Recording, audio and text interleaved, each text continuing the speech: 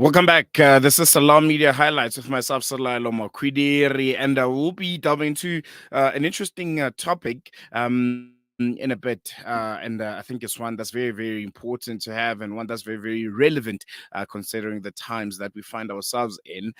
Get a load of this. This week marks over a century since the Balfour Declaration, the 1917 British document that laid the foundation of what would later become this illegitimate state of Israel that we all know. And for Palestinians, this declaration signaled the beginning of a profound and enduring upheaval. Britain's promise to establish a national home for the Jewish people in Palestine without any regard for the native population's rights fueled tensions and set the stage for the Nakba of 1948, where hundreds of thousands of Palestinians were displaced. And joining us today in a bit, just to unpack a bit on maybe the relevance of this, I think, document that kind of paved the way to where we find ourselves today will be Mabrur Ahmed. He's a seasoned human rights activist and founder of Restless Beings, an organization dedicated to championing the rights of marginalized communities worldwide. Mabrur has spent over 16 years advocating for justice and equity, and we'll be chatting to him on this very, very important, I think, topic that's very, very relevant considering, the time and affairs that we find ourselves in, and to learn from history and how it has extensively gotten far worse than any of us could have imagined. Mabrur, thank you so much for joining us. Welcome to Salam Media. Really appreciate you giving us your time. Assalamu alaikum. Thank you so much for having me. I must apologize firstly.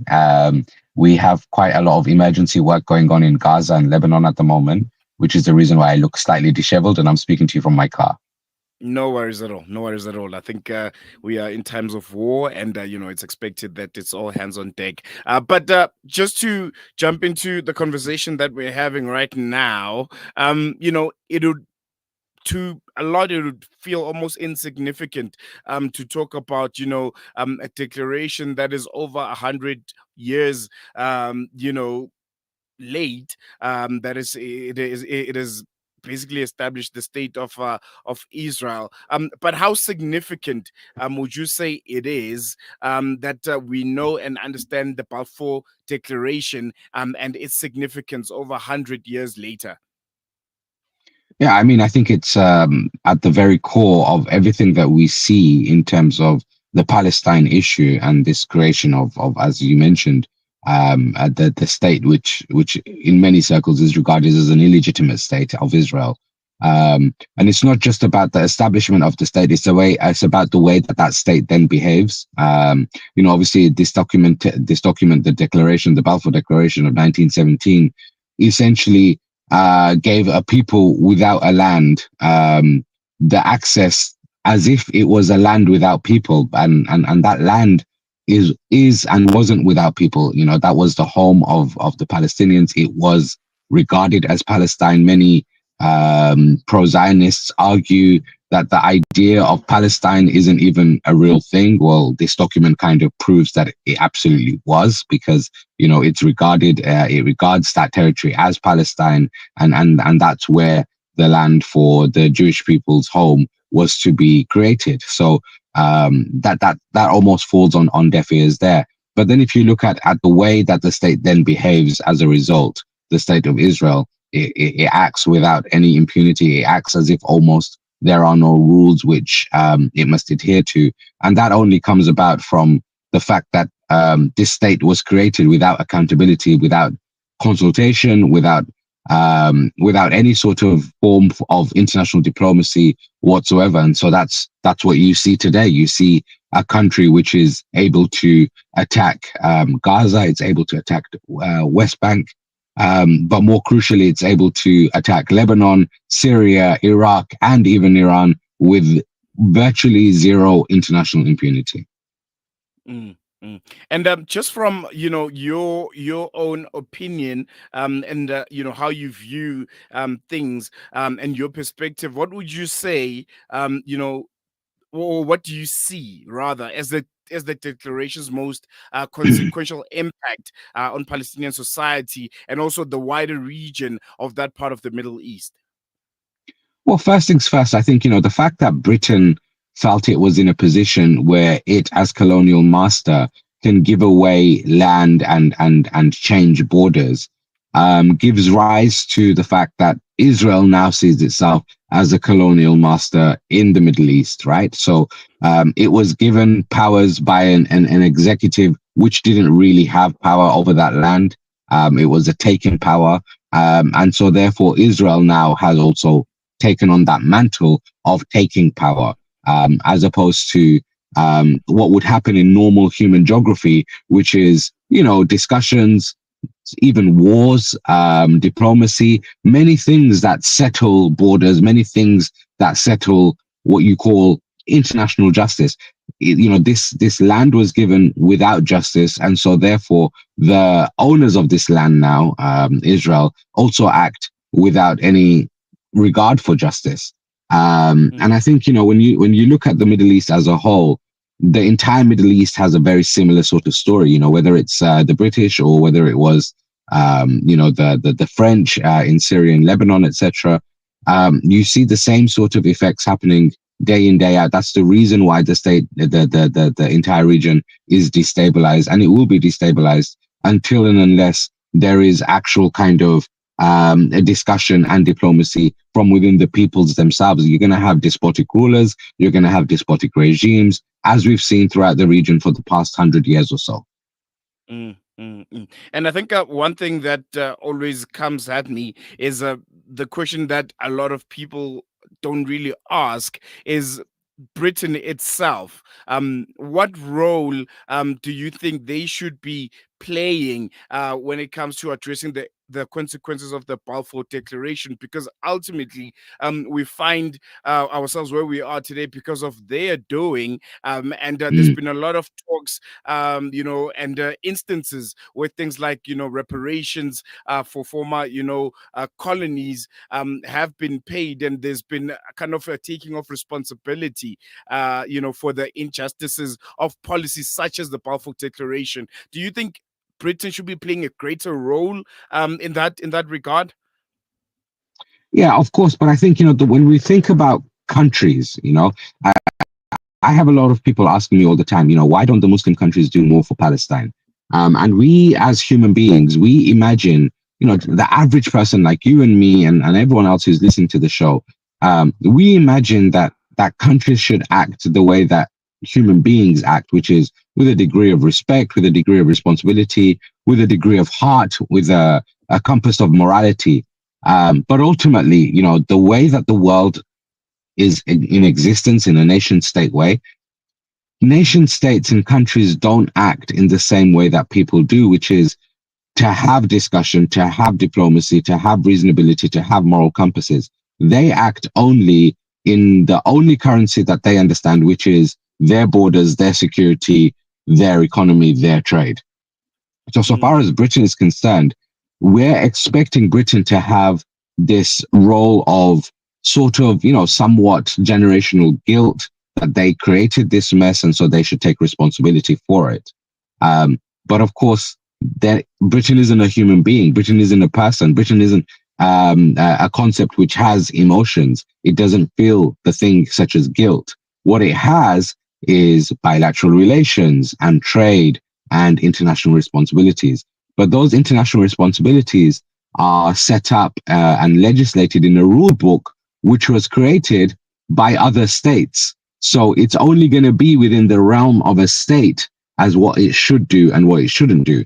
Whereas what guides us as human beings is our morality, is our humanity, right? So therefore we have things like guilt, and then reparations becomes something that we would talk about. If you have, scolded your child, for misbehaving, at some point the guilt kicks in, and then you're going to offer that child some sort of cupcake or something as a way to sweeten them up. Countries don't act in that way, unfortunately. They have made a decision based on what they feel they had the right to do, which was to give away land. And so then they will do everything in their power to secure that land and to be an ally to that land that they created, rather than to worry about the people that they displaced, the lives that they tormented, the destruction of livelihood. They're not concerned about those things. So we are expecting them to be able to have that sense of morality, to have things like reparations, or to play the role as mediator, or to play the role as peacemaker because of that generational guilt. But they don't have generational guilt. So all that they have is a huge ally in the region, which they will fight tooth and nail to support and to make sure it exists. And then the other guilt stuff, or the human rights stuff, or the humanitarian stuff are all just afterthoughts. They are not real conscionable decisions that the government of Britain, or the regime of Britain, or the monarchy of Britain will ever take on board as something which is their ruling guide or their moral guide. Let's speak maybe idealistically. Mhm. How would you, envision, something that kind of mirrors a reparative measure for Palestinians looking like, in practical steps? In practical steps, the very first thing is to recognize not the occupied Palestinian territories, as the official title goes, but the state of Palestine, right? That would be the very, very bare minimum. Because I think once you start talking about the state of Palestine and the state of Israel, then you can come to, I don't want to use the term ceasefire, because I think that sounds so temporary, but you can come to some sort of agreement whereby the two states exist alongside one another.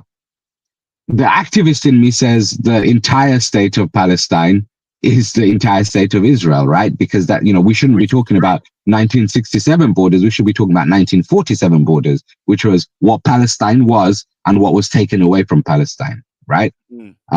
But for the sake of, like, if you're talking idealistically, the very first thing is a country like Britain, the States, and many other countries around the world need to recognize even just the Gaza Strip and West Bank as Palestine a state. That's the first step. The second step is they absolutely need to divest away from the murderous, treacherous, violent state of Israel, which continues to torment people and destroy lives, right? In the pursuit of their supposed security. So that looks like a total arms embargo, right? Not just, in Britain, we've had 30 of the 300 or so arms licenses removed. That's nowhere near enough. It's not even scratching the surface.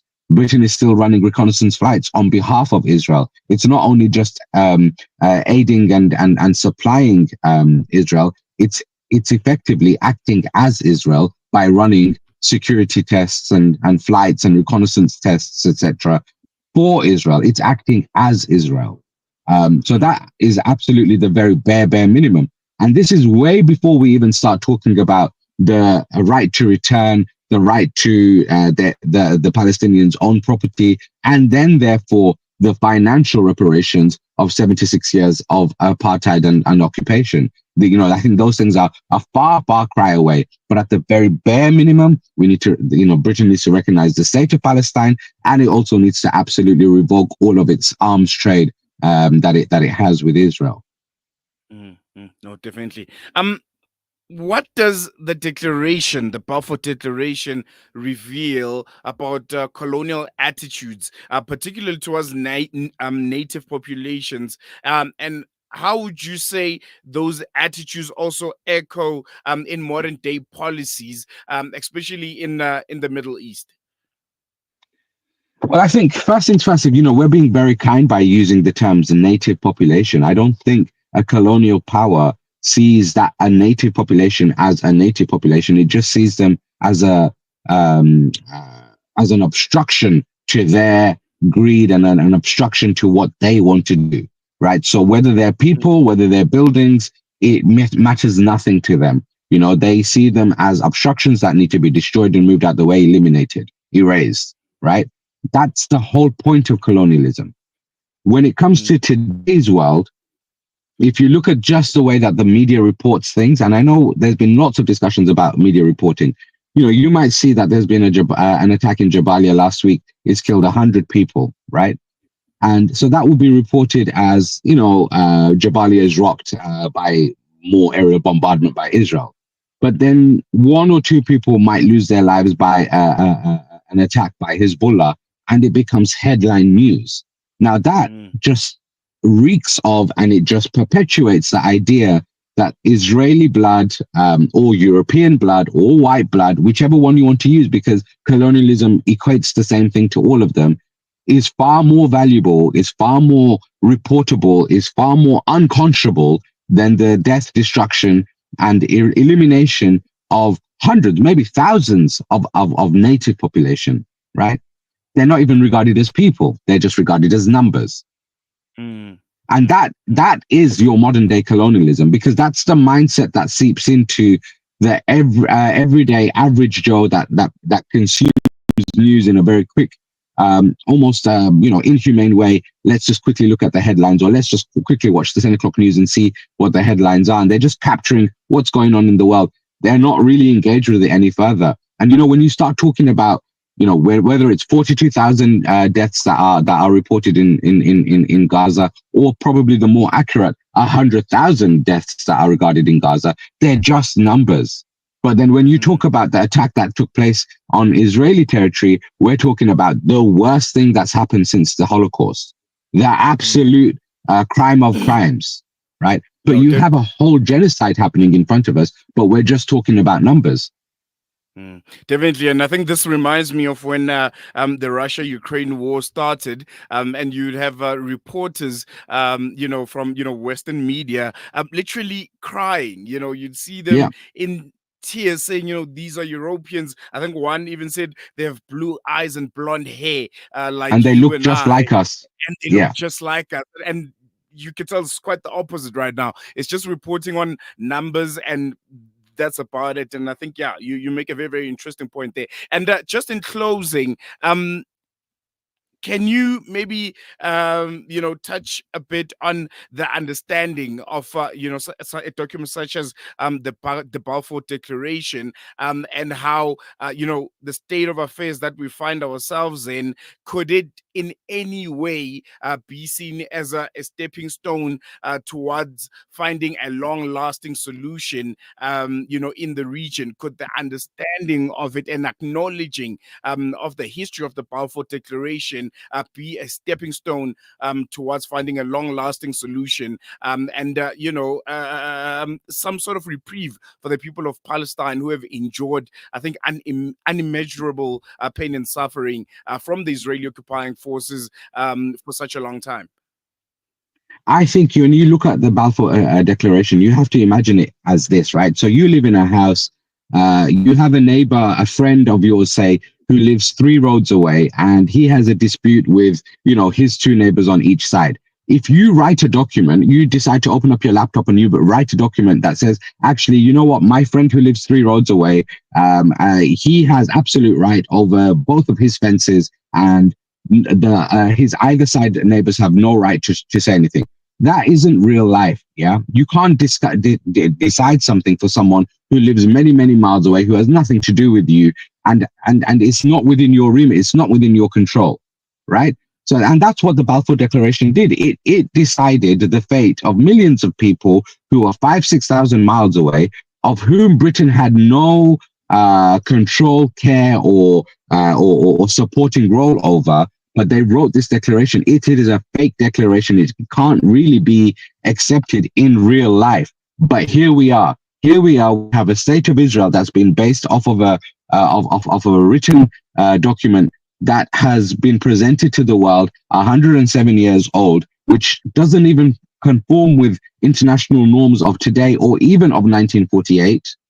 And it is ruling everything. And it is the thing that has given the decisive power to a regime which is hell-bent on the destruction of Palestinian statehood, family life, and society. For there to be a reprieve, what we absolutely need is a recognition that if the world is going to support the claim that Israel has a right to defend itself and Israel has a right to act as a state, then so does the Palestinians, and so does the Palestinian state, right? If you can't get to parity, we can't have a conversation. It's, for example, my brother, if you are speaking to me in German and I'm speaking to you back in English without a translator in between, we're just going to look at each other, right? So that's exactly what we're seeing in this situation here. Israel is claiming to the world that it has a right to do this and it has a right to do that. And they're speaking a language that only the Western ideals and the Western countries can understand. And then you have the Palestinians who are saying, well, we have a right to a land, we have a right to a state, we have a right to livelihood, and we have a right to peace and sanctity as well, which almost the rest of the world understands and gets behind. Now, until there is some sort of discourse that's allowed to happen in between, we're not going to move forward. We're going to have this perpetual state of warring, this perpetual state of crisis, this perpetual state of genocide, this perpetual state of breaking of international norms and laws. That doesn't do anyone any good. So until and unless if Britain and the US and the EU and these Western superpowers claim to be, the peacemakers that they are, until and unless they learn how to do diplomacy, unless they learn how to play by the rule books, then unfortunately you're going to have these rogue states like Israel going across for the rest of our humanity, going and doing these things without any sort of recognition. We have to have rules, or we have to have some sort of boundaries in terms of what we can and we cannot do. I also believe firmly from the bottom of my heart that we are starting to see not the destruction of Palestine and Palestinian hope, but the birth of a Palestinian state. I think we have got to the tipping point of the world, of history now, where the world understands the Palestinian cause far better than they ever would have understood if they just listened to the Palestinians. We understand the cause of the Palestinian state because of the evil and the violence of Israel.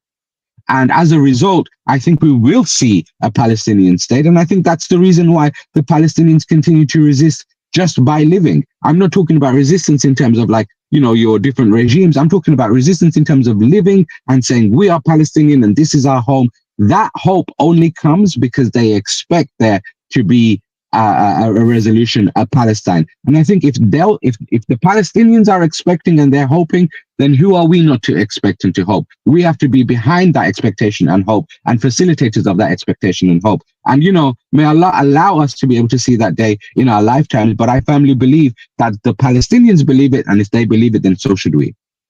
No, definitely. And I think we're going to do on that note, Mabrur. Thank you so much for joining us and sharing your insights. I know you are really busy and, you can go back to that, but we really appreciate it. Thank you so much. Thank you very much. Thank you very much.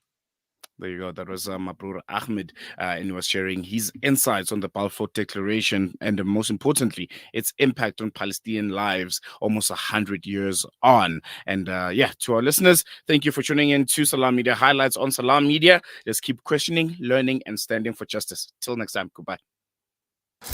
We are here in the middle of a Zahra neighborhood. The whole neighborhood is already destroyed. More than 17 towers are down. Here, as you can see, the firefighters trying their best to help. The people are still under the rubble. A lot of the people. Join Hamza on his exclusive South African tour as he shares his personal experiences, never before seen footage, and powerful insights on the ongoing genocide in Gaza. This is more than just a talk.